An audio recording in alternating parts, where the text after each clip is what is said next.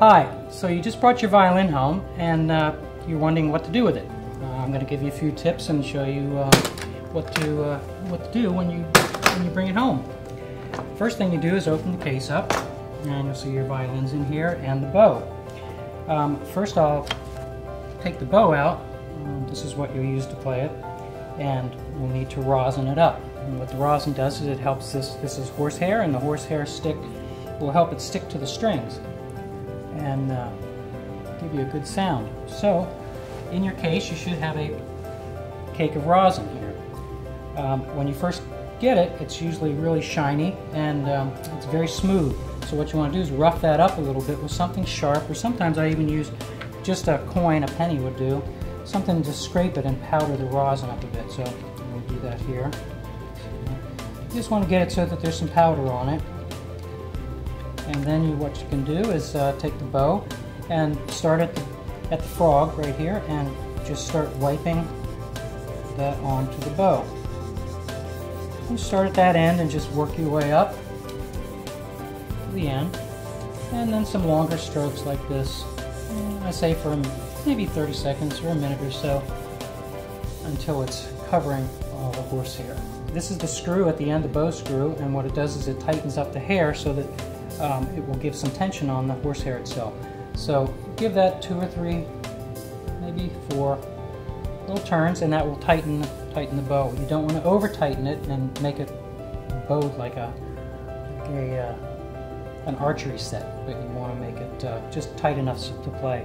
You always loosen the bow when you're not playing it and put it back in the case.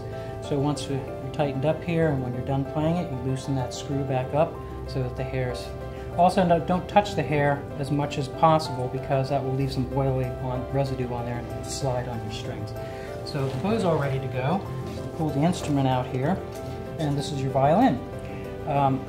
Give it a visual look over when you first get it home, and make sure that the bridge is standing up. This is the bridge, and there's a stick in there called the sound post, and sometimes that will be rattling. If that's the case, then you'll need to bring it to a repair shop and have them take a look at it, and they can set it for you really quickly.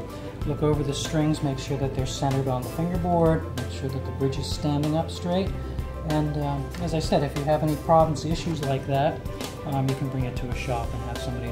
Don't try this at home. So now that we have that going, we can take a look at the tuning.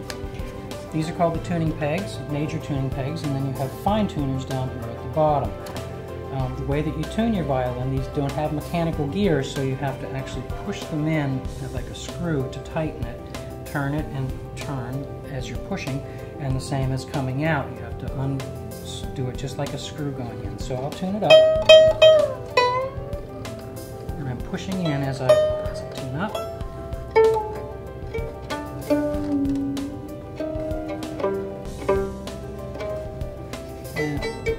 Not quite in tune, so what you do is use these fine tuners at the bottom to make fine adjustments and bring the string up. Now another thing something that's very typical that will happen to you is after turning it up, a lot of times this will get closer and closer and finally get stuck down here. What you want to do is take this main tuning peg, turn it down, and then loosen the screw back up again.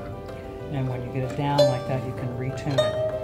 That will give you some space down here to turn it up or down. You might want to get an electronic tuner, or a tuning peg, or a tuning fork, or have your teacher help you, or tune up to the orchestra. There's many different ways you can use to tune it so that you can hear what the note should be. Storing and handling, make sure that the temperature is good for your instrument. You don't want to leave it in a hot car overnight or during the day when it's 90 degrees. You don't want it too cold.